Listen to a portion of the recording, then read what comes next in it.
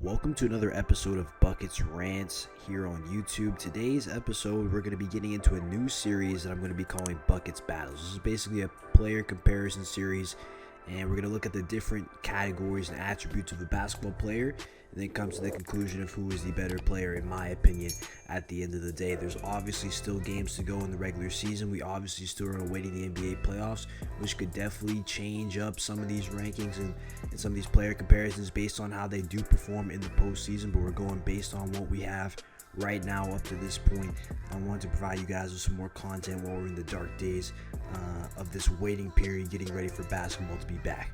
But for this episode, we're going to be doing who is the king of LA, LeBron James, Kawhi Leonard, and let's get it started.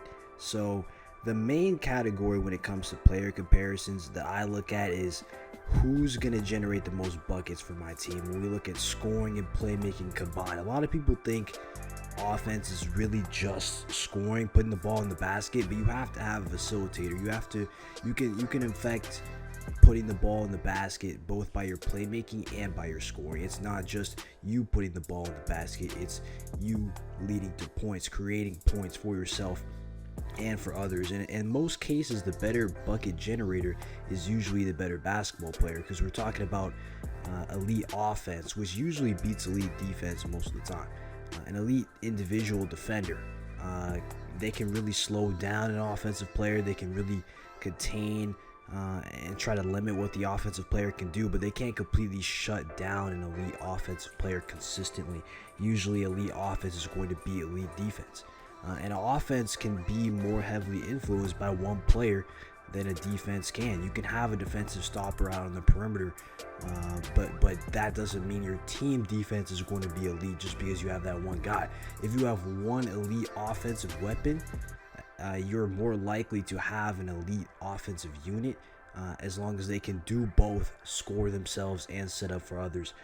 Basically, you're quarterback of your offensive unit. In football, quarterback is easily the most valuable position, and I don't see why it's not the same when it comes to basketball, especially when there's less players on the court, and that one player has a lot more control of the tempo, the flow of the game, and everything like that. The most important defensive player, in my opinion, is usually your rim protector. When you're talking about your defensive anchor, holding down the paint, telling guys to get into their spots, and he's basically your last line of defense, and he sets everything up that way, in a way like your anchor, quarterback, whatever you want to call it, of the defense. That's basically the most valuable defensive player. This is just a background of what I'm valuing in a player as we get into these player comparisons, so you guys know where I'm coming from. Basically, the bucket getters are the most important. An elite defender on the perimeter and the interior, other skill position players that can score, that can shoot the three-point specialists. These guys are all important and they're all valuable, and you can be so elite at what you do that it makes up for you not being the better quote-unquote bucket getter. But the bucket getters are usually the players, the bucket generators rather, that I prefer when it comes to ranking players. So when we look at bucket generating, when we talk about LeBron James and Kawhi Leonard, the factors I'm going to be looking at in this section are scoring, playmaking, efficiency, IQ, decision making, and shooting. And overall bucket generating, I think the clear advantage obviously goes to LeBron James. If you look at his stats from just this regular season, he generates 52 points a game. 26 of those points come off of him scoring the basketball, and 26 of them come off of him assisting the basketball. He leads the league in assists, and he sets up guys like Anthony Davis, the shooters on the perimeter. He runs the show. He sets it up. They're a top 5 offense in the league with LeBron James running the show, and he can do it equally well when it comes to distributing and putting the ball in the basket himself. He's very efficient at doing this. 55.5% effective field goal percentage. He shoots 57% on his twos, 35% on his threes. He's only a 70% free throw shooter, but he does average about, if you round up, 11 assists a game, 4 turnovers, and he has the ball in his hands about 7.5 minutes a game. And then when you look at Kawhi Leonard, Kawhi generates 40 points a game, 27 points per game, 13 points off of assists. His effective field goal percentage is 52. He shoots 51% on his twos, 37% on his threes, 89% on his free throws. His assists per game are about 5, and his turnovers a game are about 3. And he has the ball significantly less, 4.6 minutes a game. But actually, his usage rate is higher than LeBron's. So he's very involved in the offense still. He does score at a little bit higher level. He is a better shooter, pure shooter. When we talk about three-point shooting, free throw shooting, definitely the advantage to Kawhi. But you see a big gap in the playmaking department. And the scoring gap is not anywhere near the significance that the playmaking gap is between LeBron James and Kawhi Leonard. Hence why LeBron James is putting up 12 more points, and he's doing it more efficiently as well. So I'll definitely give the bucket generating category to LeBron James. Higher IQ, decision maker. His efficiency has been better. He's a better playmaker. And I'll give Kawhi the edge in scoring and shooting, but that gap, especially in the scoring department, isn't very significant at all. When we talk about team value and impact, I'll give the slight edge to LeBron. This is probably the closest category and also one of the most important categories when we're talking about impact and value, because it's one thing to be a great individual player, but it's about how valuable are you to your team? What can you do in the biggest stage, in the biggest moments in the postseason? And we just saw Kawhi Leonard lead the Raptors to a championship, right? As a driving force, getting them over the hump. They've been a good team. They're still a good team. But to get to that championship level, to win an NBA championship, was something that Kawhi Leonard was a driving force of. He won the Finals MVP in San Antonio as a complimentary player, mainly for his great defense on LeBron James. But he has a good resume, at least in the past couple years, of being a high-level impact value guy, coming up and showing up in the big moments of the postseason. And then we look at LeBron James. LeBron missed the playoffs last year, right, after injuries to himself and the majority of his team, basically taking a year off, right, because he did make 8 consecutive NBA Finals appearances before that. And a lot of people want to just sweep that under the rug and talk about what Kawhi Leonard did last year, which was very impressive. But we saw this man, LeBron James, do what Kawhi Leonard did for about 8 consecutive years. He was a driving force to 2 different franchises. He won 3 NBA titles. And that's just very, very impressive. And we've seen that body of work even as recent as 2018, where he had that run where he took that subpar Cleveland Cavaliers supporting cast all the way to the NBA Finals. He dropped 51 in Game 1 of the NBA Finals and only lost that game because J.R. Smith forgot the dang score. Okay, so we've seen LeBron James show up in the playoffs. We've seen him be clutch. And we know what he can do when it comes to impact and value in the postseason. Both elevate their levels of play on the biggest stage, where we just see it at greater heights and more consistently from LeBron James. And even if we look at the regular season, LeBron has the Lakers first in the Western Conference. They're 5.5 games ahead of the second seed Clippers. And the Lakers with LeBron have a plus 10 net rating. The Lakers without LeBron are minus 1.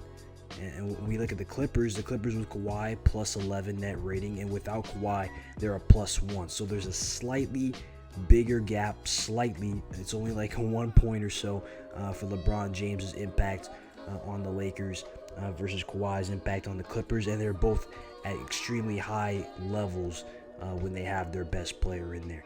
And obviously Kawhi Leonard's doing the load management thing, so he hasn't been playing the same amount of games as LeBron, but when you look at their net ratings and how well they play with their best player on the court, it's pretty similar, but the Lakers do have the edge in that department.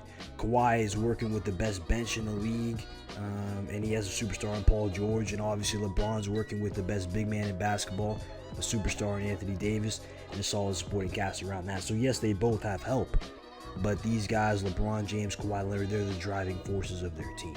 Okay, and you could arguably say that Kawhi Leonard has a little bit more help, but regardless, they both have help, they both have guys, but they're both the driving forces of what their teams are trying to do.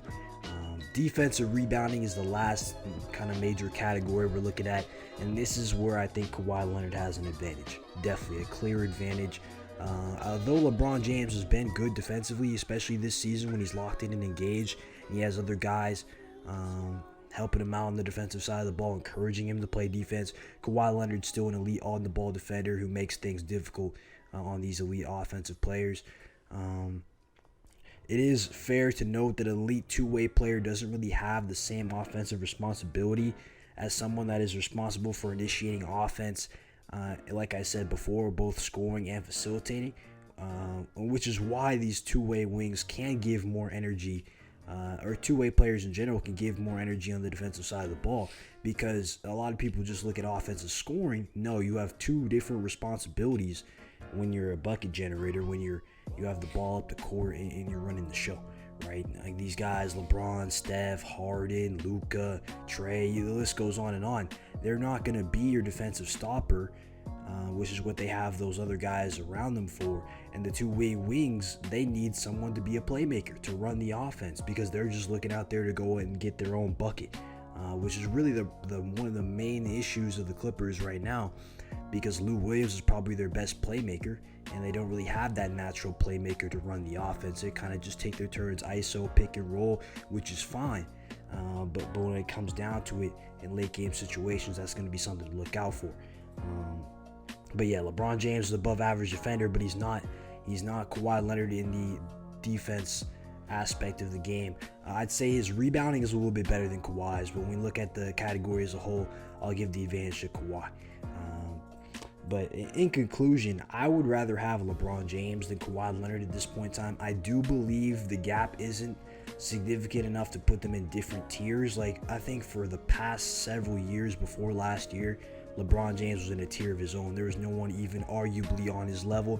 I think Kawhi Leonard has earned the right for what he did in the playoffs last year and how impactful and valuable he still is as a two-way player, and what he means to that Los Angeles Clippers team, and everything like that. I believe he belongs in the conversation with LeBron. But at the end of the day, I still think LeBron James is the king of LA, and it's crazy in year 17 at 35 years old that he's still probably or arguably the best basketball player on the planet. That's extremely impressive. But in conclusion to this Buckets Battles episode 1, I'm going to take LeBron James over Kawhi Leonard. Thank you guys so much for tuning in. Let me know in the comment section below what battle you would like to see next. Appreciate it. Peace. Time, yeah. Too much guap, bands, bellow, foreign, 10. She ignored that man, fucking with me, handstand. I can't lie, she got that good.